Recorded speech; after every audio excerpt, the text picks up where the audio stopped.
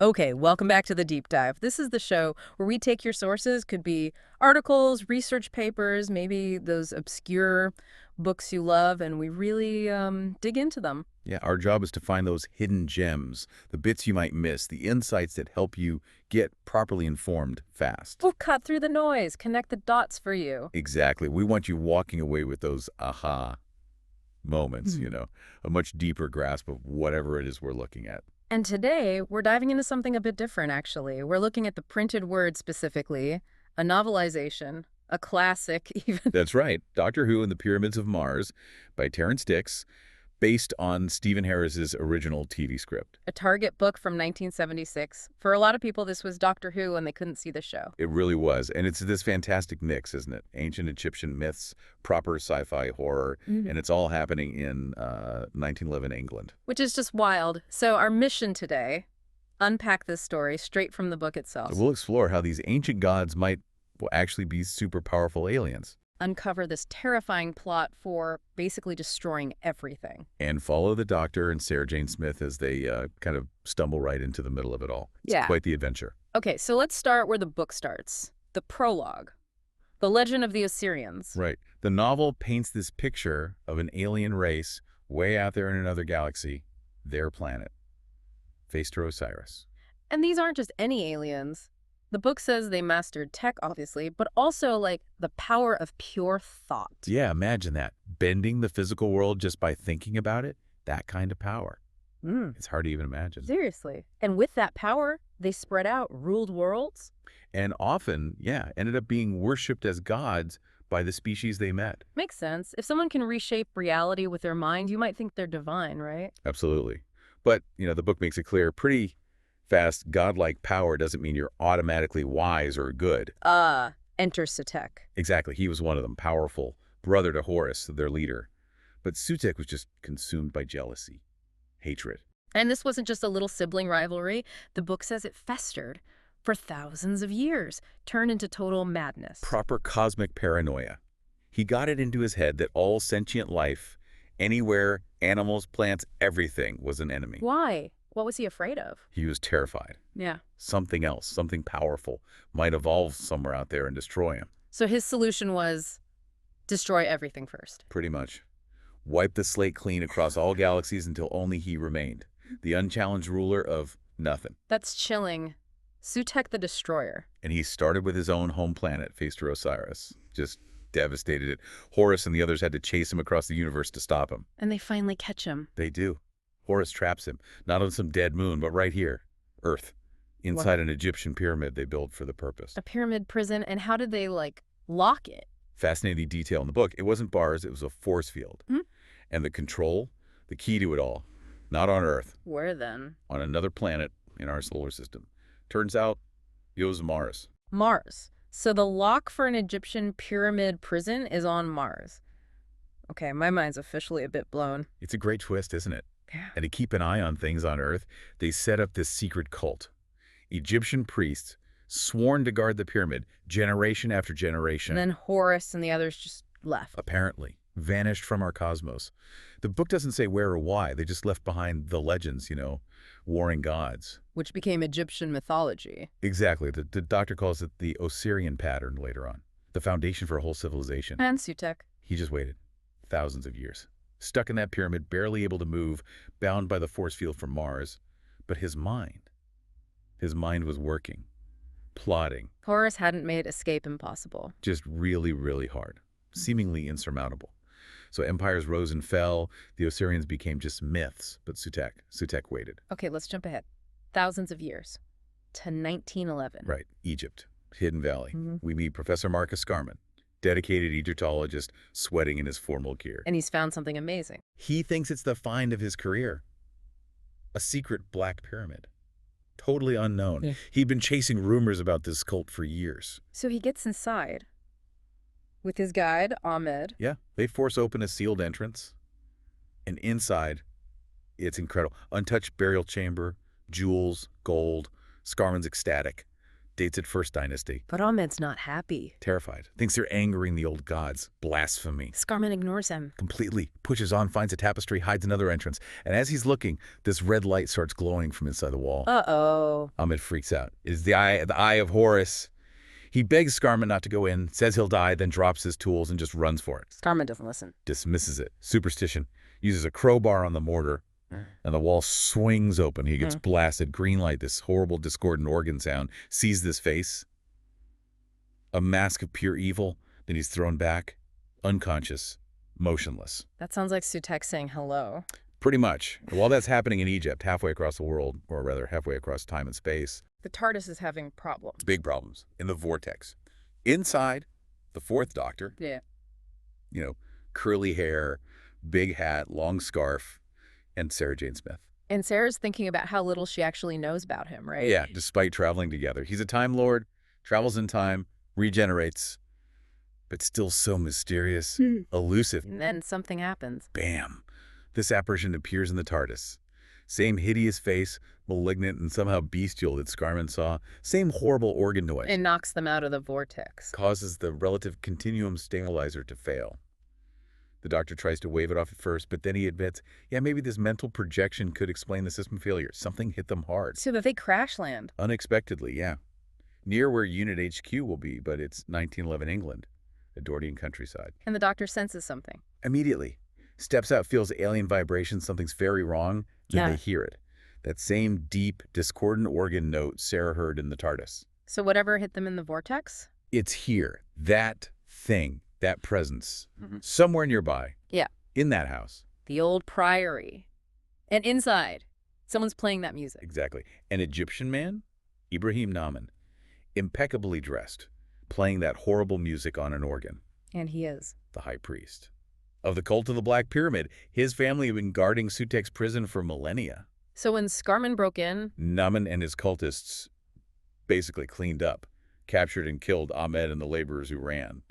Kept it quiet. but then things changed for Naaman. Oh, massively. Sutekh himself spoke to him from inside the pyramid. Terrifying, but also thrilling for Naaman. Sutekh told him the plan changed. Yeah, basically said, forget the old writings. This is all part of my plan. You help me get free, you'll rule the world with me. Talk about a job upgrade. Right, from guard to chief henchman. But first, complicated orders. Pose as Scarman's servant, get his luggage, ship relics to England, guard this house, the priory, and wait. Which he does, but people are suspicious. Very. The regular servant, Collins. Mm. Scarn's brother, Lawrence. And the local doctor, Dr. Warlock. They all smell a rat. And Warlock confronts him. Yeah, Warlock shows up demanding to see Naaman about Marcus Scarman's disappearance. Naaman refuses entry. They argue loudly. Warlock threatens to call the police. And while this is happening, Collins, the servant, is listening in the hall. He sees a door handle turning in the east wing, that's the Doctor and Sarah. trying to sneak in. The doctor's using a picklock belonged to Marie Antoinette, apparently. Of course it did. They hear Collins coming with a key from the other side and quickly hide. Collins comes into this Egyptian room. Finds the doctor and Sarah poking around unpacked crates. The doctor's surprisingly cheerful, jokes about it being a lab, asks if Naaman keeps mummies, meaning relatives, Verifies. Right. Collins warns them Naaman's dangerous, says he's only staying out of loyalty to the Scarmans, hoping Marcus returns. Tells them to escape through the window and warn Dr. Warlock about Naaman. The Doctor agrees. But then, As Collins is just dusting off this newly arrived mummy case, the lid opens, and this huge bandage-wrapped figure starts stalking towards him. and we need to remember, these aren't just, dusty old corpses. Not at all. No. The book makes it clear later they're constructs, robots almost, animated by Sutekh's power, channeled through Naaman's ring. They just look like mummies. Alien tech disguised as ancient horror. Precisely. Meanwhile, the doctor and Sarah slip out the window into this peaceful English garden. Total contrast to the horror inside. But they can still hear the argument. Loud and clear.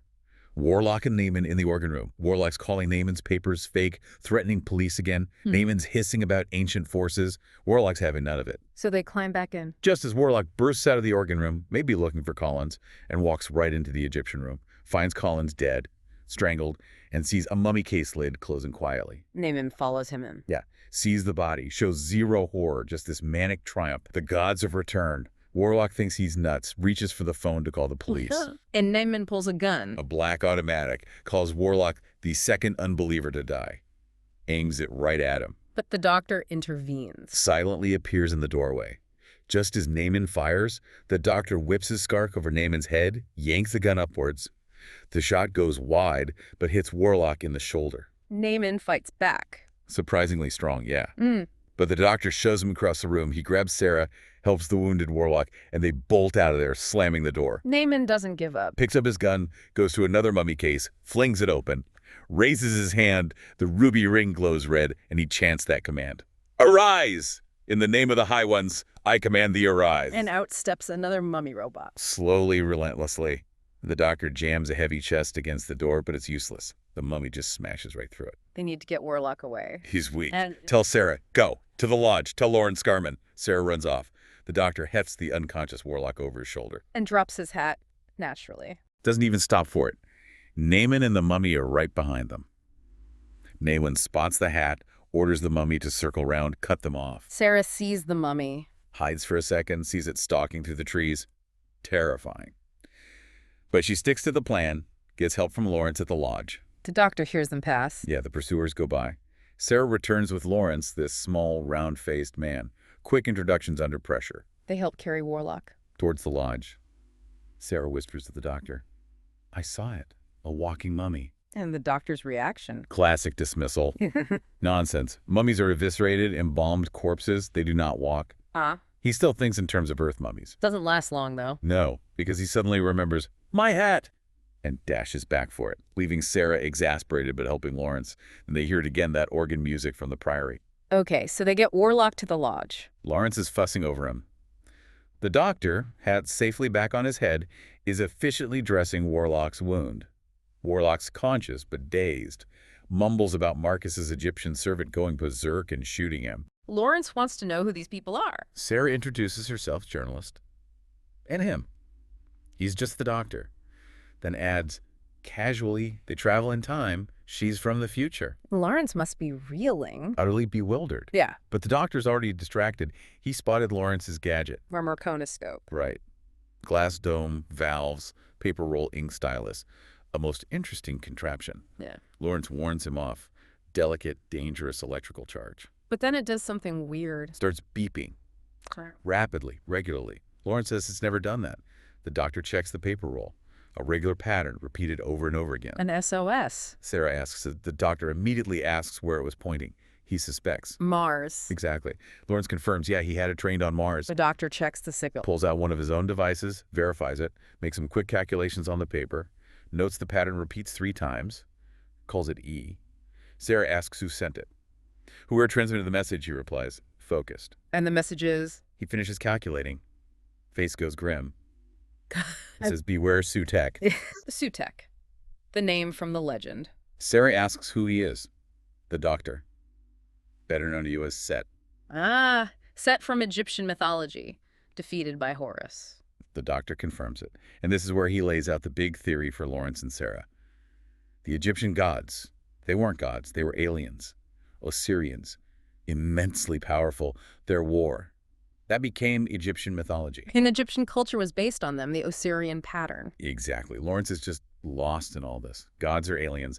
Mars sending warnings. But the doctor's serious. Deadly serious. Tells them, your world may be facing the greatest peril in its history.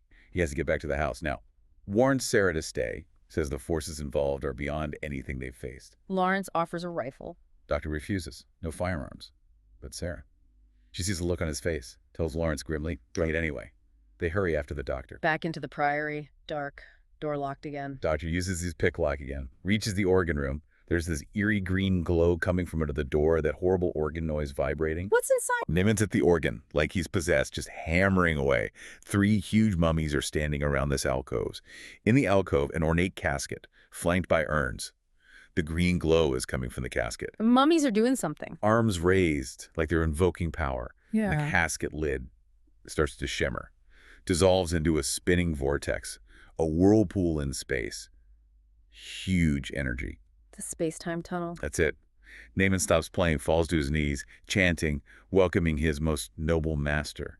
And a figure appears deep in the tunnel, Black robes, shining globe head, bare feet, rushing towards them. Sarah and Lawrence have caught up. Yeah, whispering beside the doctor in the doorway. They watch his figure step out of the casket, leaves these charred, smoking footprints on the carpet. Neman identifies himself. Grovels. Servant to Sutekh, guardian of the tomb, the figure's voice. Cold and dead, orders Neman to look up, look at its face. Neman doesn't want to. Hesitates, terrified, then obeys, starts cringing, shrieking for mercy. What? The figure's hands clamp onto Neman's shoulders. He screams, struggles, his clothes start to smolder. The dead voice says, I am the servant of Sutekh, he needs no other.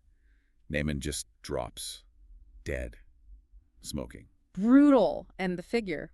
It changes, glows, takes the form of a man. Tall, thin, scholarly looking, white suit, stiff collar, tie. But the face, ghastly.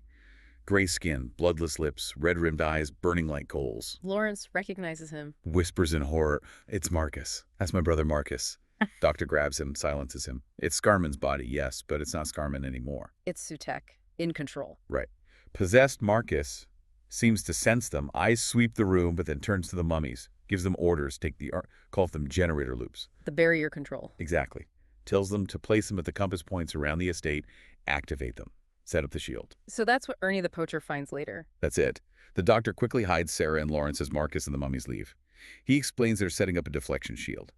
Sutekh planned every single step. Lawrence still can't believe it. Is it Marcus? Doctor shakes his head firmly. No. Sutekh. Sutekh's breaking free. If he succeeds, the world ends. Sarah tries to connect the dots again. Sutekh wasn't destroyed. He's still alive. Doctor confirms it all. The destruction of Phaestor Osiris, the chase, the imprisonment on Earth, Horus trapped him, didn't kill him. Leading back to the theory. Gods were aliens, war became myth, culture followed the pattern. Lawrence still baffled. Doctor ignores him for a second, uses his sonic screwdriver on the casket again, finds a hidden panel, reveals circuitry. This thing, the casket, it's the lodestone that pulled the TARDIS off course. High tech. And it's the tunnel entrance to Sutekh. Exactly. The doctor fiddles with the circuit, and the vortex reactivates. The organ noise starts again, and it starts pulling him in. Oh no, towards the tunnel. Yeah, he's dragged towards it, desperately clinging to the casket edge. He rips the TARDIS key off the chain around his neck. And uses it. Swings it across the vortex mouth. There's a bang, a flash of light. The vortex dies down, and the doctor's thrown across the room, out cold. He used the key's energy somehow. Disrupted the tunnel. But it knocked him out cold. Sarah and Lawrence rush over. Lawrence thinks he took the full blast. Sarah's panicking. The mummies will be back. Can't carry him to the lodge. Too slow. But Lawrence remembers. The priest's hole? A hidden room behind the paneling they found when they were kids. Perfect hiding place. So they drag him in there. Into the small, dark, cramped space. Just in time, presumably. A moment of quiet in the chaos. Okay, fast forward to dawn. Ernie Clemens, the poacher. Out checking his traps in the woods around the priory. Here's a trap spring. Then this horrible, inhuman snarl. And finds... Not a fox. A giant bandage-wrapped figure, an Egyptian mummy thing.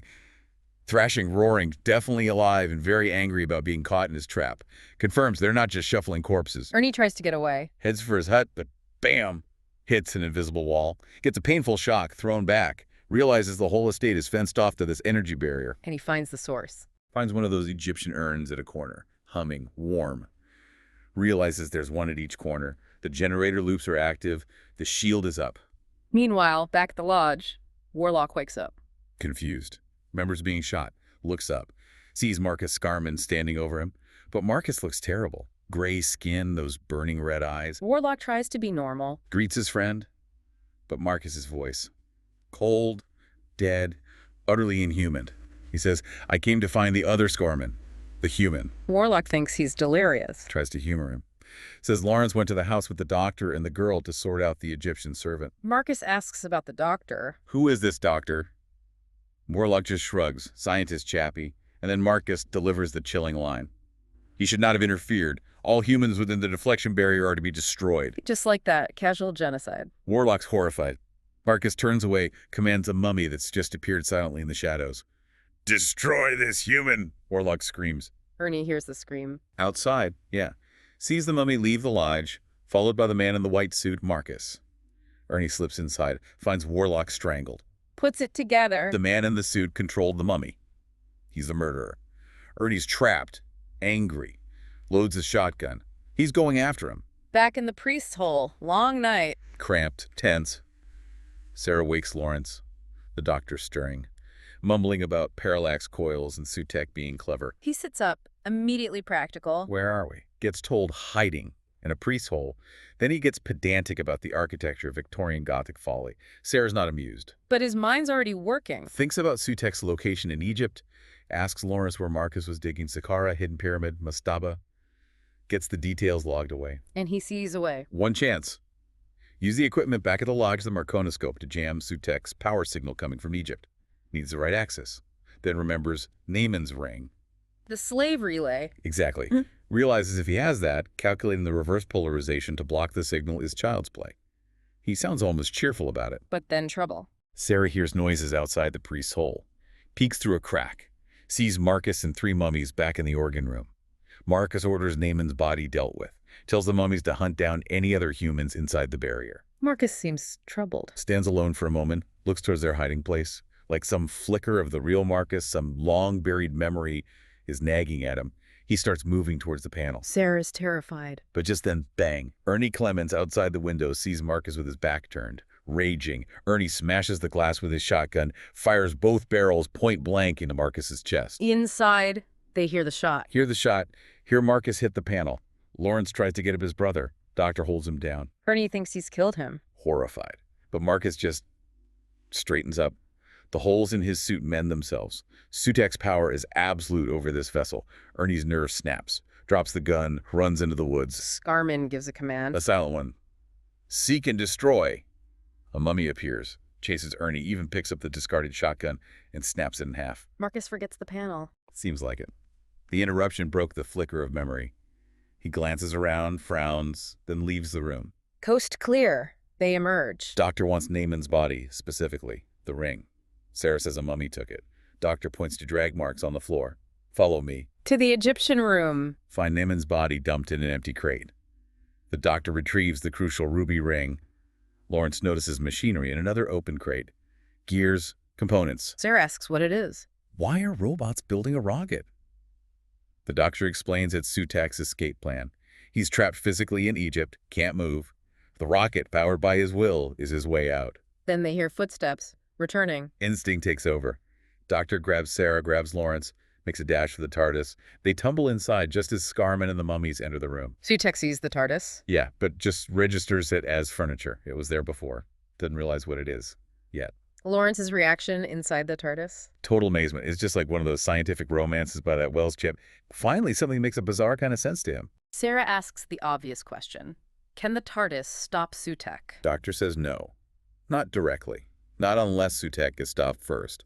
Otherwise, Sutekh will just destroy her world. But Sarah protests. The world didn't end in 1911. She knows that. The doctor gives her this look. Asks, do we? Chilling. And he shows her. Takes her to her own time. Opens the doors. Onto hell. A dead world. Bleak, barren, dust storms, ruins. No life. Sarah's horrified, thinks it's a trick. Doctor confirms sadly, no trick. This is her world if Sutekh wins. An alternative time. A possible future. Lawrence asks if the future is fixed. Doctor says no, it can be shaped. Our actions create the future. But it takes someone like Sutekh, with his limitless powers, to utterly destroy the future like this. Sarah sees the stakes now, truly sees them. Face totally bleak, agrees. They have to go back. They have to stop this future from happening. So back to 1911, scanner shows the coast is clear. They exit the TARDIS, climb out the window again, head back towards the lodge, keeping low. Sutekh via Marcus is still planning. Yeah, Marcus is before the casket getting orders. Eliminate the humans, yes, but priority 1. Finish the rocket assembly. Marcus recalls 2 mummies from patrol to work on the missile. They get back to the lodge. Safely. Sarah opens the curtains, reveals Warlock's body, still there. Lawrence is horrified. The reality hits him hard. His brother. The doctor's focused on the Marconoscope. Tells Lawrence bluntly, stop thinking of him as Marcus. He's gone. The body is just a vessel, a walking embodiment of Sutekh's powers, letting the real paralyzed Sutekh act remotely. Doctor gets to work. Replaces a valve, connects the tuner, leads to Naaman's ruby ring, the slave relay. Sarah asks again why Horus didn't just kill Sutekh, Doctor repeats. Against their code. Killing him would make them no better. So imprisonment. A force field controlled from Mars. And Starman stumbling in triggered the alarm. That signal they picked up. Clever setup by Horace. While they work, Ernie's still running. Desperately trying to evade the mummies in the woods. Exhausted. Trapped by the barrier. Nowhere to go. Sarah watches the doctor finish the connections. He explains the plan again. Block Sutekh's mental beam using the marconiscope in the ring. Cut off his control. He'll be helpless then. What about Marcus's body? Doctor says it'll just collapse. Die. Only Sutekh's will is keeping it animated. Cut the connection, the puppet falls. Sutekh back to being powerless in Egypt. Lawrence finds the magneto the doctor needs. Then, a scream outside. Ernie Clements. Lawrence grabs the rifle, runs out. Sees Ernie stumble, get caught between two mummies, and crushed. Lawrence fires the rifle at the mummies. Useless. Bullets do nothing to these constructs. They turn, advance on him. Doctor pulls him back inside. Slams the lodge door, bars it. Locks the sitting room door too. Checks the marconiscope ready. Mummies start hammering on the front door. Doctor tells Sarah, switch it on, now. But just as Sarah reaches for the switch, Lawrence tackles her. No, don't, you'll kill my brother. Still can't let go. The sitting room door splitters. Doctor tries to hold it. Jams an armchair against it, yelling, switch it on, Sarah. Sarah's struggling with Lawrence. It has to be now. Sarah breaks free. Just as a mummy smashes into the room. Doctor intercepts it, holds it for a second, gets thrown aside. The mummy stumbles over the chair, right into the marconiscope. Just as Sarah throws the switch. What happens? Zap. Electricity crackles. Sparks fly off the mummy. It drops like stone. Dead. The jamming worked. But a second mummy bursts in. Lawrence tries to stop it. Brave but futile, gets smashed aside. The mummy looms over Sarah. She's trapped. Cowering. The doctor, getting up, yells, the ring, Sarah. Find the ring. The ruby ring. From Nemen. She spots it, gleaming red amidst the wreckage of the marconiscope. Snatches it up, holds it towards the mummy. Shouts, stop! And it works. Amazingly. Yeah. It freezes. The slave relay overrides Sutekh's general command. Doctor tells her what to do. Tell it to return to control. Sarah, summoning her nerve, points the ring, commands return to control. The mummy turns, lumbers out. Yep. Sarah just collapses. The relief, the terror. The doctor helps Lawrence up. He's furious with him. Nearly got them killed, wrecked their main chance. Lawrence is just broken. I couldn't kill my brother. Doctor drives the point home again. Firmer this time. He is not your brother. He is a human cadaver animated by Sutekh. Sarah feels for Lawrence, though. It's a hard truth. Doctor insists the consequences are too high. Sutekh must be stopped. He has to see what Sutekh's next move is. He leaves. Sarah follows. Lawrence is left alone, slumped in the chair, grappling with it all. Back towards the priory. Cautiously. Doctor spots movement mummies in the yard behind the house. They crawl closer. See this thing? An opaque, plastic-like pyramid with a hatch. Mummies are carrying heavy stuff inside it. Sarah asks what it is. An Assyrian war missile, the doctor says grimly. It transposes the power of Sutekh's will. Calls it pyramid power. Basically, a delivery system for universal destruction, fueled by Sutekh's mind. Then Marcus appears. The Scarman puppet seems to stare right at them for a second, chilling. Then goes inside the missile. The doctor and Sarah retreat, head for Ernie's hut. They know the barrier's down there. Doctor has a new idea. Realizes Sutekh needs a power source in his tomb in Egypt. Some kind of particle accelerator, Assyrian tech. Yeah. That's what's powering the mummies, the missile. If he can knock that out. Sutekh loses his workforce, his weapon. Exactly. But it's in Egypt, miles away, inside a pyramid. How to get there? The casket, the space-time tunnel. Use it as a two-way street. Sarah's terrified he'll be killed. Doctor just says he needs her help. Meanwhile, back at the lodge, the book mentions Lawrence is dissecting the dead mummy robot with a clasp knife, trying to understand. Doctor and Sarah reach the barrier near the hut. Doctor finds the edge with a branch again, warns Sarah about the shock. They follow it to the deactivated urn, the door. Doctor uses his sonic, the key. Sutekh knows something's wrong. Miles away in Egypt, yeah. A monitor alarms. Interference. He sees someone messing with his barrier. He's furious. The doctor finishes with the urn. Makes a final adjustment. The humming stops. Opens it, takes out a metal cylinder inside, stamps on it for good measure. That section of the barrier is down. They get to the hut. Sutekh contacts Marcus. Organ signal pulses. Marcus appears on Sutekh's screen. Incredulous. The barrier is down. Impossible. The humans lack the knowledge. Sutekh figures it out. An extraterrestrial intelligence is operating against us.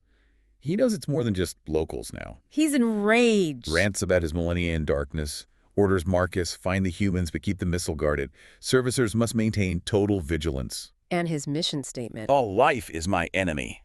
All life shall perish under Sutekh the Destroyer. Marcus echoes robotically. All life shall perish, only Sutekh shall live. Pure evil. Doctor and Sarah reach Ernie's hut. Find his poaching supplies, including gelignite, used in his drastic but efficient method of fishing. Useful. Sarah asks again about Sutech's power level. Doctor calls him all-powerful. Says no life form, not even Time Lords, can stand against him directly. He was only beaten before by the time factor. Another hint. Back at the lodge, tragedy strikes again. Marcus Scarman returns. Finds Lawrence still slumped in the chair. Demands to know where the doctor is. Shakes Lawrence savagely. Grips his throat. Lawrence dies, strangled by his own brother's animated corpse. Doctor and Sarah, meanwhile, are planning with the gelignite. Hide the box near the missile. Sarah points out they have no detonator, no fuse. Doctor snaps. I've thought of that. You come in later. He has a risky plan. They return to the lodge. Find Lawrence dead. Doctor checks the marks on his neck. Grimly. His late brother must have called. Sarah's horrified. Lawrence was so worried about him. Doctor's reaction this time. Seems cold again. Unsympathetic. I told him it's too late. Says Lawrence is just the first of millions if Sutekh isn't stopped. He examines the exposed frame of the broken mummy robot again. Splendid workmanship. Typical Osirian simplicity. Sarah's upset by his detachment. He reminds her, I'm not human. No time for grief now. Cosmic stakes. It's a harsh reminder of his alien nature. New plan. Disguise. If they can't block the signal, maybe they can sabotage the missile directly.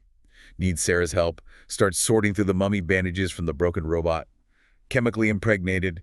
Impenetrable disguise. Wraps his leg. Sarah helps wrap him up. Head to foot. Looks impressively mummy-like. Doctor says it just needs to fool the guards briefly. Mingle, not linger. Picks up his hat, coat, scarf. Sarah mutters he'll get killed for that hat one day. Tells her to bring the rifle. While this happens, Marcus gets the missile target. Standing before the casket. Vortex opens. A white cylinder tumbles out, rolls to his feet, glues with Sutek's energy. Marcus feels no pain, picks it up. Sutekh gives the order. Put it in the missile's projection dome monitor. Marcus obeys. The Osirian war missile is ready to launch. Doctor, in disguise, gets the gelignite. From the bush, Sarah takes position with the rifle. Doctor explains. He plants the box, gets clear, she shoots the box. Pow! Stresses. One shot. Shoots straight. Doctor lumbers towards the missile. Mummy guard ignores him. Limited intelligence, as the doctor noted. Yeah. He climbs the ramp, puts the gelignite box by the hatch, turns to leave. Sarah takes aim. But Marcus shows up. Comes out of the house, spots the mummy where it shouldn't have been. Stop!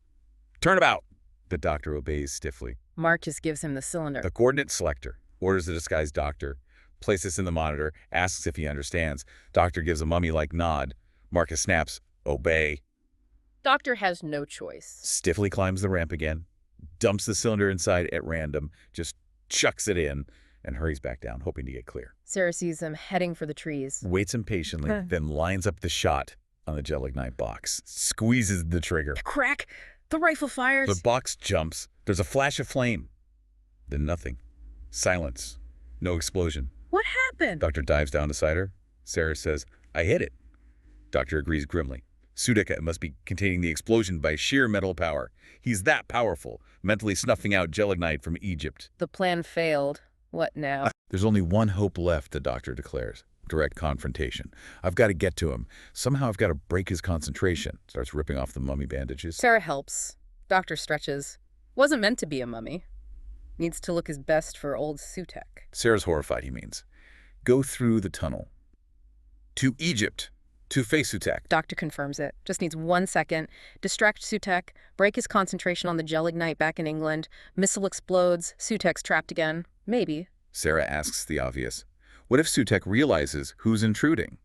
Doctor tries to be breezy. Sutekh might be a bit put out. Sure, he'll manage. Escape. Somehow. Sarah doesn't look convinced. He touches her cheek, says goodbye, runs for the house for the casket. Sarah cries out, but he's gone. She turns, dejected, heads for the lodge, and gets grabbed by a mummy almost immediately, careless in her grief. Back in the organ room, the organ note booms. Marcus reports the failed detonation. Sutekh's voice sounds strained, holding back that explosion is costing him energy.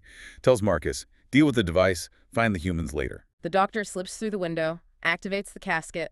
The tunnel opens. He steps in, whirl away, loses consciousness again. In the yard, Marcus finds the gelignite box, orders a mummy to remove it. The doctor wakes up. Where is he? An antechamber in an Egyptian tomb, smoldering tapestry. Steps through into Sutekh's control room. Dark, cave-like monitors, a computer, and Sutekh. Robed, masked on a throne, Oh, yeah. staring intently at a screen showing the missile back in England. Sutekh senses him. Knows the interfering alien intelligence is here, Mm-hmm. attacks instantly. Green ray from the mask hits the doctor. Immense pain. Sutekh watches him suffer, then stops. Wants to know who he is so he can make the pain last for centuries. Doctor defies him. Barely speaks through the pain, says revenge is all Sutekh has left. Sutekh demands again, identify yourself, plaything of Sutekh. Doctor manages it. A traveler from Gallifrey in the constellation of Castorobros. Mm. Sutekh doesn't know the names. Asks for coordinates. Doctor gives them. Sutekh uses his computer. Identifies him. A Time Lord. Doctor clarifies Time Lord race, yes, but he left. Just a traveler now. Sutekh latches onto that. A traveler in time and space. Doctor reluctantly nods. This is bad. Sutekh sees an opportunity. Offers the Doctor power. An empire. Serve him. The Doctor refuses, flying out. Calls Sutekh Set, Satan, Sadok. Names known across the universe. An abomination. Sutekh insists, serve me. The Doctor's reply. Utterly determined. Never. Green glow again. Agony. Doctor forced to his knees. Sutekh mocks him. An ant. Interruption. The organ signal. Marcus on the monitor. Reports a servicer caught one of the humans trying to sabotage the missile. Sutekh dismisses it. He has the alien leader, the Doctor. Who cares about humans? But Marcus shows him the captive. Waves the mummy forward. Yeah. On the screen, the Doctor sees Sarah. Struggling, Marcus asks, destroy this prisoner. Sutekh, bored. Let it be killed at once. Doctor reacts. Fights through the pain. Struggles up. No, Sutekh. Just as a mummy raises its hand to strike Sarah back in England, Sutekh pauses. Senses the Doctor's mind, his intense reaction. Wait, keep the human alive, Scarman. It may yet have some use. Marcus obeys. Sutekh turns back to the Doctor. Why does a Time Lord care about humans? Doctor plays for Sarah's life, claims long interest in Earth. All sapient life forms are our kin, Sutekh. Sutekh scoffs. All life is his enemy. Doctor pushes harder, says he knows why Sutekh destroys everything. Because he's afraid. Afraid something else will become as powerful as him. He sees the fear behind the God complex. Sutekh sees right through it, probes the Doctor's mind. Finds the connection. Ah, I see. She travels with you in this TARDIS, mocks the Time Lord's sentimental regard for inferior life forms, calls compassion a fatal weakness. Doctor curses him. Sutekh blasts him again. Threatens to shred his nervous system. Doctor drops, nearly unconscious.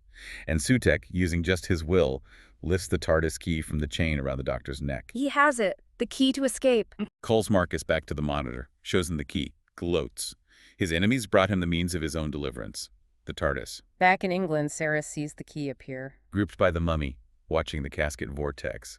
Sees a tiny object shoot out, drop into Marcus's hand. The TARDIS key. She knows the Doctor must be Sutekh's prisoner. He'd never give it up. Sutekh gives new orders from Egypt. Via the casket, tells Marcus. Take one servicer, the human girl, use the TARDIS, go to the pyramids of Mars, deactivate the force field control at the source. But the Doctor, back in the tomb, tries one last gambit. Struggles up again, tries to sound jaunty, says Scarman can't fly the TARDIS, controls are isomorphic, only answer to him, the Doctor. Sutekh realizes, damn, still needs the Time Lord. Changes the plan again, orders Marcus, bring the captive Time Lord and the girl, the Doctor will fly the machine. Sarah will be the hostage. Any tricks, she dies. So they bring Sarah and the Doctor to the TARDIS in the Priory's Egyptian room. Marcus hands the key back to the Doctor. And the Doctor. His face is blank, eyes burning red. Sutekh's controlling him directly now. He opens the TARDIS doors, sets the controls for Mars. Sarah watches in horror. He's a puppet, parroting Sutekh's name. Sutekh is supreme. They land on Mars. Red landscape, pyramids. Doctor exits first, still zombie-like, followed by Marcus, Sarah, the mummy. Doctor closes the TARDIS door, waits. Marcus and the mummy go through a door in the pyramid wall, which seems to vanish. Sarah thinks the Doctor is lost. Crawls over to him, mourning him. Then he taps her shoulder. Tells her she's soaking his shirt. He used a respiratory bypass system. Fake being totally under control. He's alive! How? Sutekh's mental grip relaxed slightly once he thought the Doctor had served his purpose, piloting the TARDIS. Gave the Doctor a tiny window to regain control. His neck's still stiff, though. Quick catch up. Where are they? Mars, Sarah explains. Sent to deactivate the force field. Marcus and the mummy went through a door that disappeared. Doctor looks at the blank wall. Trio by physics, he mutters. Osirian tech. The door's hidden, not gone. He has to stop Marcus inside the pyramid. Right. Marcus and the mummy are already in a passage. Metal wall blocks them. Sutekh warns Marcus, remotely danger. Power conductor. Tells him where the real release is hidden. Marcus finds it, operates it, wall slides back. Doctor and Sarah follow. Find the wall, the obvious switch. Doctor pauses. Too easy. This is a jail built by Horus, an Osirian. Couldn't help being devious. Dome heads, spiral staircase brains. Brilliant description. He knows Horus's tricks. Finds the hidden panel with his fingers. Operates that one. Wall slides back. Try by physics, he said, pleased. Next obstacle, another bulkhead. Similar, but different. Doctor thinks aloud. Same trap. Double bluff. Treble bluff. Tests the obvious panel with a probe. Zap. It explodes. Triple bluff, he deduces. Operates the main wall switch. It opens. Horus was playing games. Further in, Marcus faces a wall covered in switches. Sutekh tells him to scan. Back in Egypt, Sutekh sees it on his monitor. Mocks Horus's childish stratagems. Warns Marcus the floor is explosive. Tells him exactly which switch. Extreme right switch on the 5th row up. Marcus hits it. Goes through. The mummy hesitates, sensing something. Then follows. Doctor and Sarah arrive. Dozens of switches, Sarah exclaims. Doctor points to a complex graph on the wall. Horus left a key. A riddle. Warns Sarah, don't touch. Explosives. He pulls out his multi-purpose scarf. Measures. Calculates. 20.3 centimeters multiplied by the binary figure, 10, 0, 0. Uses the scarf's markings. Finds the switch, same one Sutekh identified. Extreme right, 5th row up. Sarah asks, what if you're wrong? Doctor grins, blown to blazes. Flips the switch. Bulkhead slides open. They enter a dark chamber. Glowing walls. Which way? Doctor steps forward. Sarah screams, cut off by this ringing sound. What happened? Doctor spins around. Sarah's trapped.